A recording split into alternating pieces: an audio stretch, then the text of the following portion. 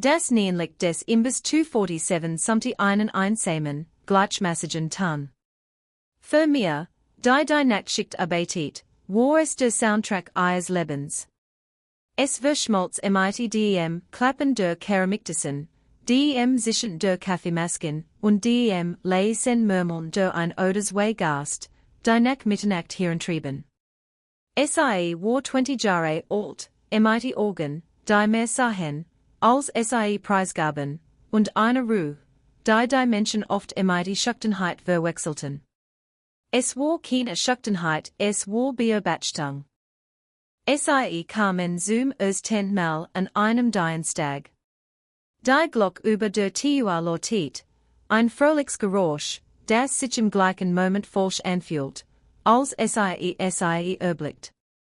Trat zuerst ein Mann in einer tadellosen dunklen Jack, sein Haltung Kursengerade. Musste das fast Lokal nicht wie ein Kund, der einen Platz sucht, sondern wie ein Raubtier, das sein Revier überblickt. Sein kalten, ausdruckslosen Augen blieben in der Eckbank hängen, der freiem Blick auf die Tür und ohne Totwinkel. Machte der Frau ein Zeichen zu folgen. Sie war ein Schatten in seinen Füßen. Ihre Schultern waren hochgezogen, ihr Blick auf den abgenutzten Linoleumboden gerichtet. Sie glitt als erster in die Bank und drückt sich gegen das Vinyl, als wollte sie darin verschwinden. Setzte sich ihr gegenüber und schnitt ihr den Weg ab. Mir nahm zwei Speisekarten, die Plastikabdeckungen glatt unter ihren Fingern, und ging hinüber.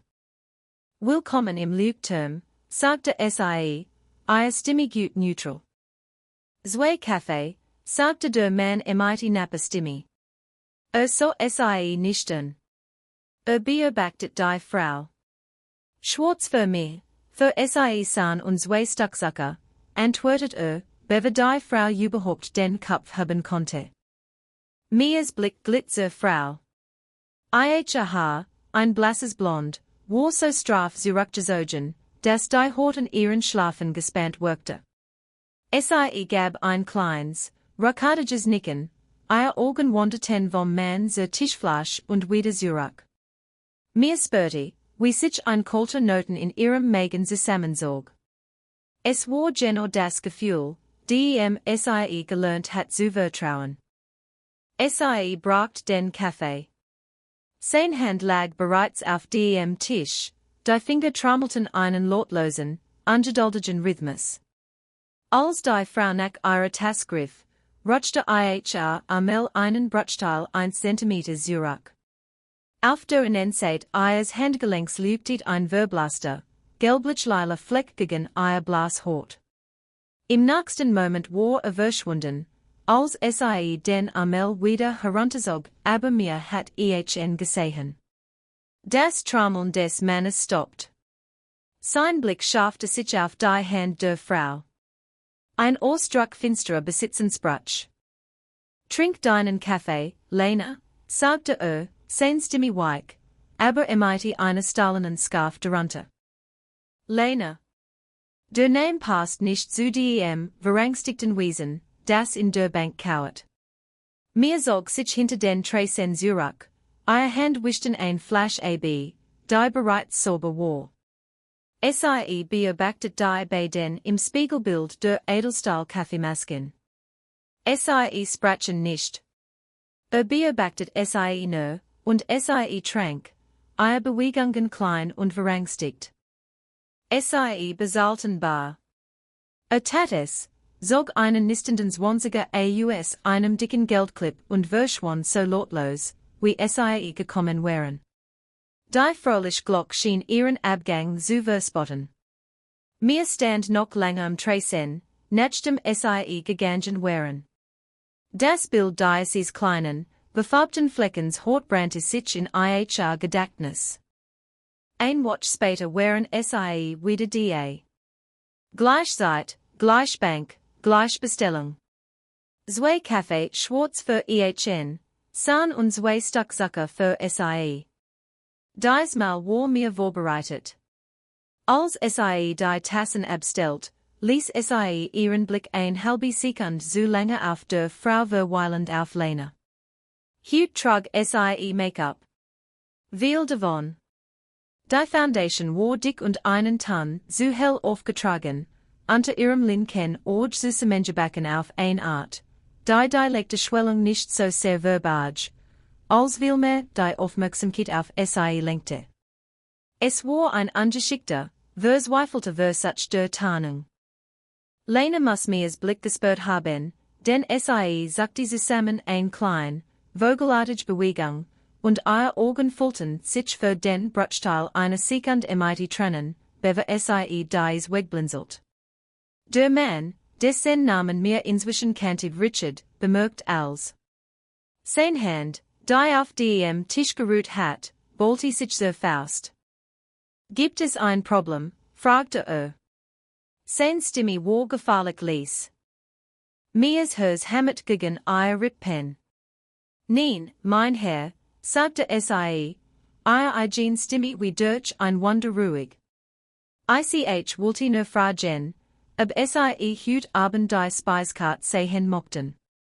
Wir brauchen nichts, fuhr sie und endlich sie damit. Sie which Zurich, ihr Gesicht ein meist professionelle Gelassenheit, aber innerlich war der kalte Noten nun ein Eisblock.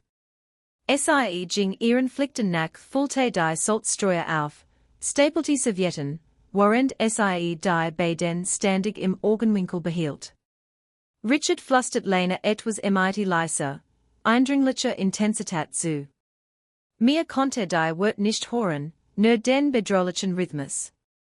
Einmal streckte die Hand über den Tisch und umklammert Lenas Arm, sein Finger grubben sich in ihren Bizeps. Lenas Gesicht wird ausdruckslos vor Angst, ihr Körper erstarrt. Beugt sich nahe, sein Flüstern wird zu einem Zischen. Dann ließ los, glattet sein Jack und lehnte sich zurück, als wäre nichts geschehen.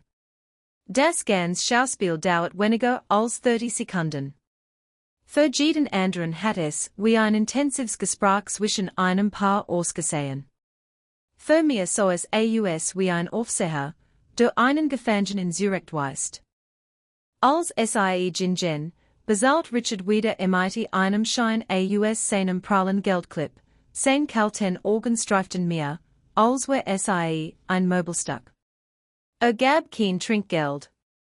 Tat es nie. Mir tapp sich dabei, an anderen Nachten nach innen Ausschau, zu halten, ein krankes Gefühl von Dread vermischte sich mit einem merkwürdigen Gefühl der Verantwortung. Sie fühlte sich wie ein Zeugen, und das Gewicht davon war schwer. Habt ihr das schon mal gespürt? Dieses Gefühl, wenn man etwas sieht, das nicht ganz stimmt, und das Gehirn anfängt zu schreien, man soll aufpassen. So viel von uns unterdrücken die Stimme. Wir sagen uns, es geht uns nichts an. Aber was, wenn es das doch tat? Was, wenn man der Einzige ist, der es sieht? Wenn ihr dies Geschichte berührt, gebt diesem Video ein Like und schreibt in die Kommentar, ob ihr schon einmal ihrem Bauchgefühl vertraut habt. Ihr Geschichte konnte jemand anderen ermutigen, aufsehen zu hören. Das drittmal war das, als der Eisblock in mir's Magen zersplitterte. Es war ein Donnerstag, kurz nach 1 Uhr nachts. Der Imbiss war leer, bis auf ihn. War? War der Präsident des Motorradclubs die Hollandhand, ein Mann, gebohrt wie ein Berg, mit einem Bart, der aussah, als hätte Krieg gewonnen. Saß jeden Dienstag und Donnerstag auf demselben Barhocker am Ende des Tressens, ein stiller Wächter, der 2 Stunden lang einen einzigen schwarzen Kaffee nippte. Sprach selten, aber sein Präsenz war ein seltsamer Trost. Die örtlichen Anruhestifter wussten es besser, als etwas anzufangen, wenn bei dir war. Die Glock läutet. Richard und Lena. Diesmal war es schlimmer. Das Make-up konnte den deutlich aufgeplatzten Lippenspalt nicht verbergen. War geschwollen und roh, und sie tappte ihn immer wieder mit einer Serviette ab, wenn sie glaubte, Richard schau nicht hin. Sie bewegt sich heute langsamer, ihr Körper angespannt, als wir jeder Schritt einqualen. Als sie in die Bank glitt, entfuhr ihr ein kleines, scharfes Schmerzensgeräusch. Richards Kopf fuhr ihrem. Sei still, befahl Mias Hände starrten der Kaffeekanne, die sie hielt. Sie sah von Lenas zerschlagenem Gesicht zubar, der das Paar im Spiegel hinter dem Tresen beobachtet. Sein Gesichtsausdruck war unlesbar, aber sein massiven, tätowierten Hand hatten sich nicht mehr bewegt. Saß einfach sein Kaffee unberührt, und beobachtet. Mir ging auf Beinen, die sich anfühlten, als wären sie im Sand gefühlt, zur Bank. Des Üblich, fragte sie, ihre Stimme kam ein Flüstern. Richard nickte nur, sein Augen mit beängstigender Intensität auf Lena gerichtet. Mir schenkte den Kaffee ein, ihr Hand zitterte so unmerklich, dass nur sie es spüren konnte. Als sie Lenas Tasse abstellt, trafen sich ihre Blicke. Zum ersten Mal so Lena nicht weg. In ihrem Blick erkannte mir ein tiefes Entsetzens, die ihr den Atem raubte. Es war nicht nur Angst. Es war ein Flehen, ein stilles, verzweifeltes Schreien Hilfe. Mir kehrte zum Tresen zurück, ihr Kopf rast. Sie konnte die Polizei nicht rufen. Richard wurde als Leunion, und Lena hat zu viel Angst zu reden. Wurde sie mitnehmen, und was auch immer ihr antat, würde nur schlimmer werden. Mir würde ein Geseitig Unannehmlichkeit sein, für die Lena später bestrafen würde. Der Gedank ließ sie körperlich krank werden. Ihr Blick wandert zu bar. Beobachtet noch immer das Spiegelbild. Hat keine Muskel bewegt. War ein Niedergewalt, ein Mann, der ein still, letale Autorität ausstrahlt, die selbst Richard zu spüren schien. Der Mann in der tadellosen Jack hat den Biker demonstrativ ignoriert. War gefährlich. Das was jeder. Aber mir hat auch jeden einzelnen Mal ein 20 € Trinkgeld für einen 2 € Kaffee hinterlassen sehen. Sie hat ein der älteren Kellnerinnen bei einem Schneesturm zu ihrem Auto begleiten sehen. Sein Gefährlichkeit fühlte sich anders. Sie fühlte sich schützender. Sie musste eine Entscheidung treffen, schweigen und zulassen, dass dies Frau durch die TUA geht, sich dem zu stellen, was sie erwartet. Oder den Mund aufmachen und als riskieren ihren Job, ihre Sicherheit, wir legt sogar ihr Leben in der Hoffnung, dass ihr Instinkt über den Berg von einem Mann in ihrem Tresen stimmte. Ihr Hers hammert einen will den Rhythmus gegen ihr Rippen. Was where, when ich falsch liege? Was where, when ich recht habe? Was where, when ich falsch liege? Was where, when ich recht habe? Die Frage wurde zu einem Gebet. Was würdet ihr tun? Die Entscheidung kam nicht als Gedanke, sondern als Gewissheit. Nichts zu tun war keine Option. Nicht mehr. Sie konnte nicht mit dem Schweigen leben. Sie riss einen kleinen Streifen vom Rand ihres Bestellblocks ab. Ihre Bewegungen unter dem Tresen langsam und gezielt, vor der Eckbank verborgen. Ihr Stift schwebte über dem Papier. Was sollte sie überhaupt schreiben? Helfen sie ihr? Zu vage. Tut ihr weh. Eine Entschuldigung, die sie nicht beweisen konnte. Ihr Blick fiel auf Bars Rücken. Hat den Blick nicht vom Spiegel abgewendet. Wusste es. Musste es wissen. So, was sie so. Sie schrieb via Wörter, Eckbank. Genauer hinzusehen. Ihr Händen zitterte, als sie das kleine Stück Papier zu einem festen Quadrat faltiert. Jetzt, wie sollte es ihm übergeben? Richards Organ waren überall. Overfolgt geht ihre Bewegungen. Konnte nicht einfach hinübergehen und es bar in die Hand drücken. Musste auf den richtigen Moment warten. Einen Moment, der vielleicht nicht kommen wird. Der Imbiss war still. So still. Die einzigen Geräusch waren das Summen des Kühlschranks und das Lies Klingeln von Lenas Löffel an der Tasse. Richard lehnte sich wieder vor, sein Stimme ein leises Knurren. Lena wich Zurück, ihr Gesicht ein Mask des Elends. Bar bewegt sich endlich. Hob die Hand ein dezente Gest für einen Nachschlag. Das war die Hoffnung, die mir brocht. Hers schnellt in die Kehle. Griff nach der Kaffeekanne, der gefoltert Zettel schweißnass in ihrer Handfläche. Ging zum Ende des Tressens, weg für die für wenige Sekunden aus Richard Sichtfeld. Ihre Konzentration verrenkt sich. Die Welt schien sich zu verlangsamen. Jeder Schritt war eine Neuigkeit. Das Schleifen ihres Schuhs auf dem Boden klang wie ein Schuss. Das Gewicht der Kaffeekanne war immens. Spürte Richards Blick in ihrem Rücken. Show ihn nichten, sagte sich. Verholt dich normal. Erregbar. Als sich vorbut, den Kaffee einzuschenken, schob ihren Körper zwischen ihn und die Eckbank. Ihr Linkhand, die Deichen hielt, schenkte einen gleichmäßigen Strahl schwarzer Flüssigkeit ein. Ihre rechte Hand, die dem Zettel streifte den Tresen neben seinem Arm im Schutz der Bewegung ließ das kleine Papierquadrat fallen.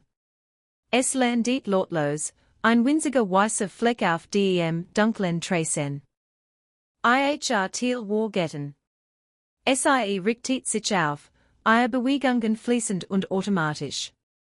So bar nichten. So den Zettel nichten. Dreht sich und ging zu ihrem Platz hinter der Kasse zurück, ihr ganzer Körper vibrierend vor Anspannung. Hat ihn gesehen? Hat es verstanden? Oder war es nur ein bedeutungsloser Papierfetzen, den auf den Boden wischen wird? Riskiert einen Blick in den Spiegel.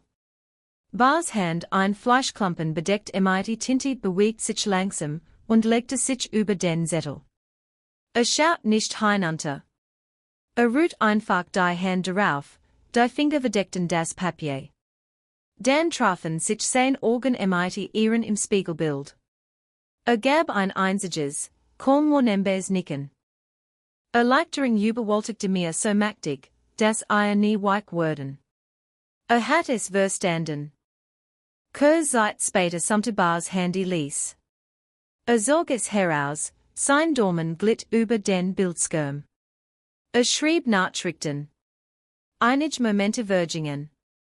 Dann läutet die Glock über der Eingangstür in rascher Folge viermal, als wir weitere Biker, der Hollandhand kamen. Es waren groß, ruhige Männer, ihr Lederwesten demselben brüllenden Teufelspatch wie Bars geschmackt. Sagten kein Wort. Nahmen einfach Platz und Tresen ein, bestellten bei mir Schwarzkaffees. Ihre Anwesenheit füllte den kleinen Imbiss einer schweren, wachsamen Energie. Schufen ein Mauer aus Leder und Muskeln zwischen Tresen und Eckbank. Richard bemerkt es. Natürlich bemerkt es. Sein Körper erstarrt. Sein Hand fuhr zu seiner Jackenentasche. Ein Gest, so schnell, dass mir verpasst hat, wenn nicht jeden seiner Schritt beobachtet hat. Schatzte die neue Bedrohung ein.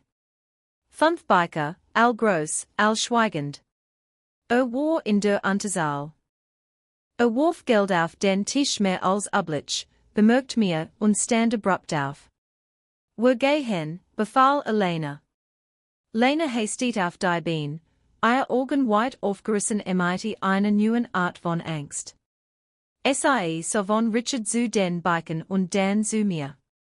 Ihr Gesichtsausdruck war ein chaotisches Gemisch aus Terror und einer zerbrechlichen, flackenden Hoffnung. Das war der Moment. Der Wendepunkt. Lena setzte sich mit Richard einen halben Schritt hinter ihr in Richtung Tur, sein Hand in ihrem Rücken, die sie wie fertig. Als sie die Tur erreichten, glitt von seinem Barhocker. Bewegt sich nicht schnell. Das musst nicht. Sein schier groß genügt, den Ausgang zu blockieren. Stand einfach ein Berg von einem Mann, der in seinem Café nippte. Richard blieb stehen. Entschuldigung, sagte sein Stimme angespannt. Nahm noch einen langsamen Schluck, dann stellte den Becher ab. So auf Richard hinunter, sein Augen wie Feuersteinsplitter. Der Kaffee ist hüt gut, grollt sein Stimme ein tiefes Grollen. Schaut nicht Richard an. Schaut Lena an.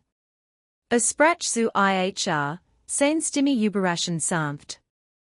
Mein Dame, mein Freund glaubt, sie haben wir leicht etwas fallen lassen. Nickte kaum möglich in Mias Richtung. Lenas Blick schoss zur Kass. Mia hielt den Atem an. Richards Hand verkrampfte sich in Lenas Rücken. Sie hat nichts fallen lassen. Geh hin. Sein Stimme war endgültig. Versucht, ein Bar vorbeizukommen. Rührt sich nicht. Verlagert einfach sein Gewicht ein unbewegliches Objekt.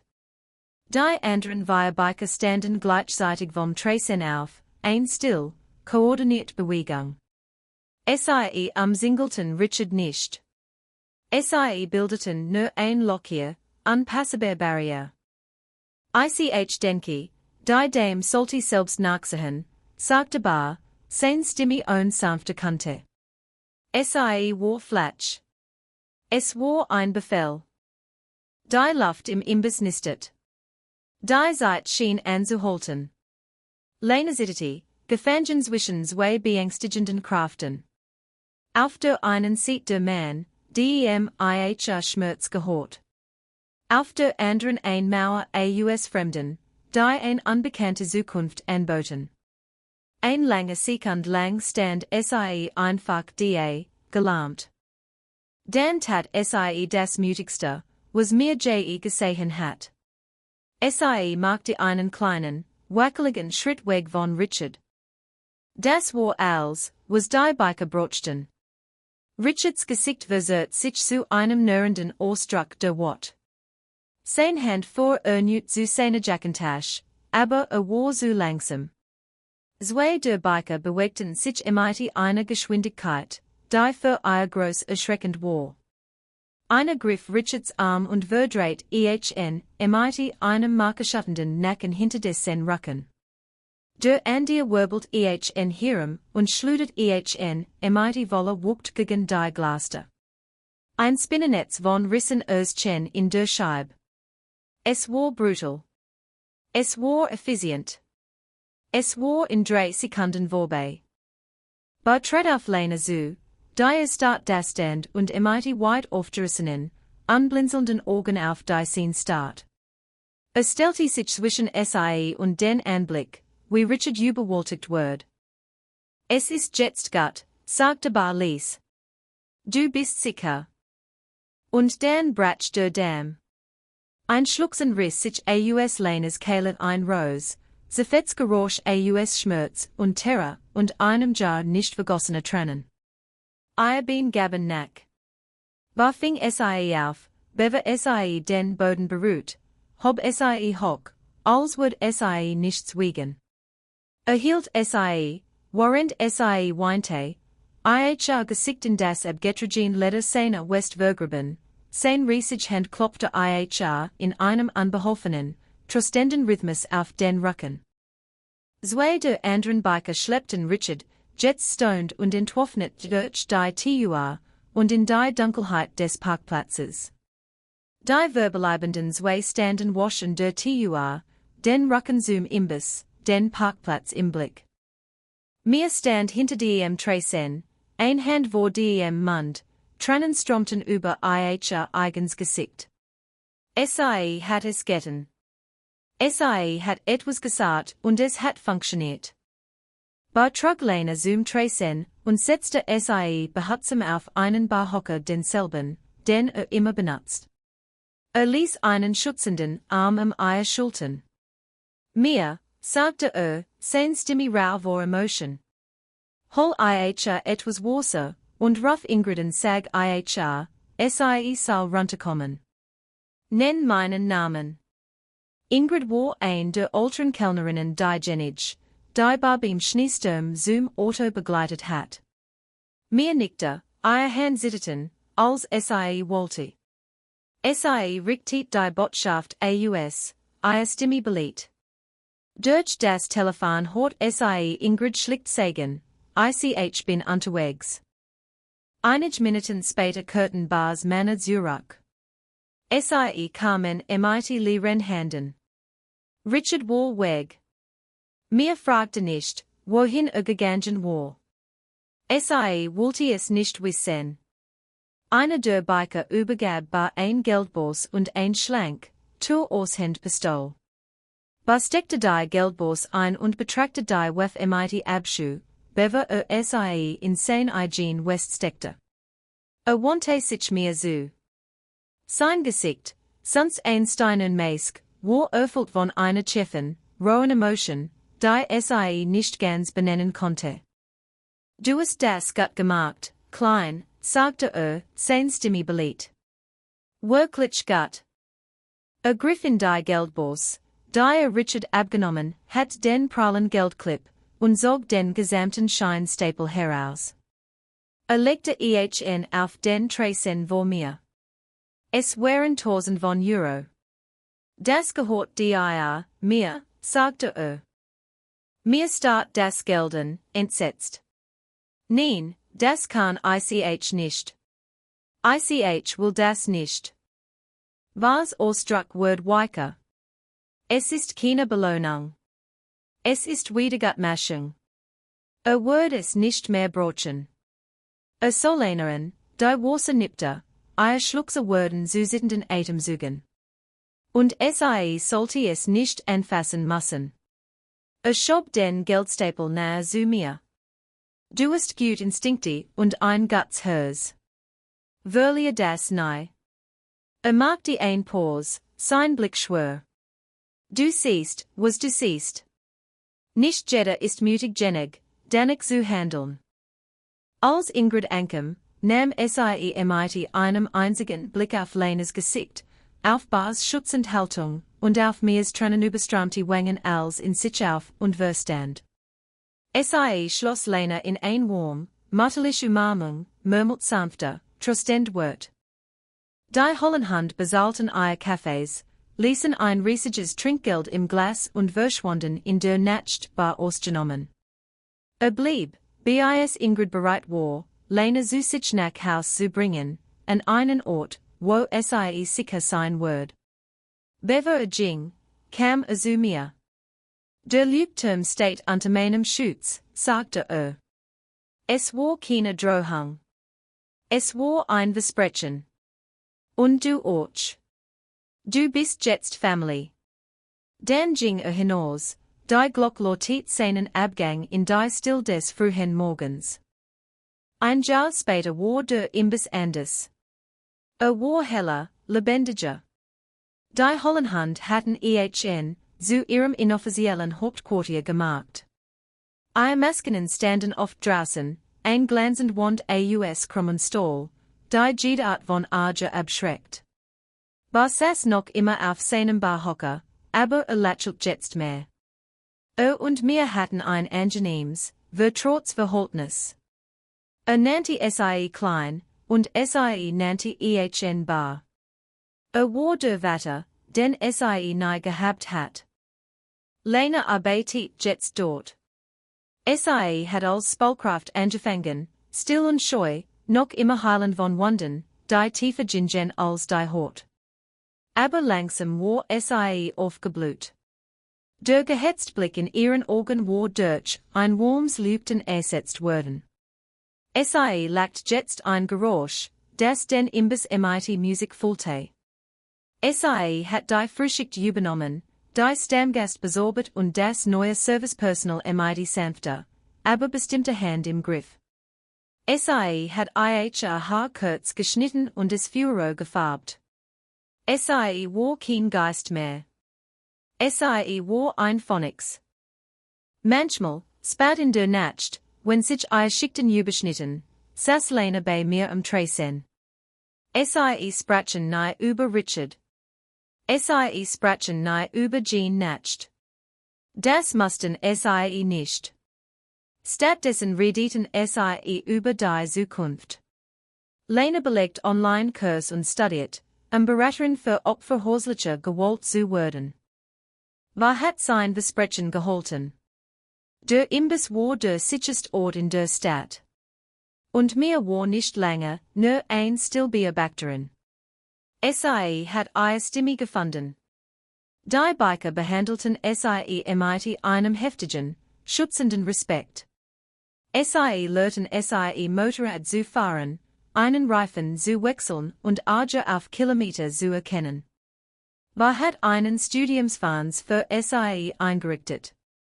Family kümmert sich Family, hat gebrummt, als sie versucht hat abzulehnen.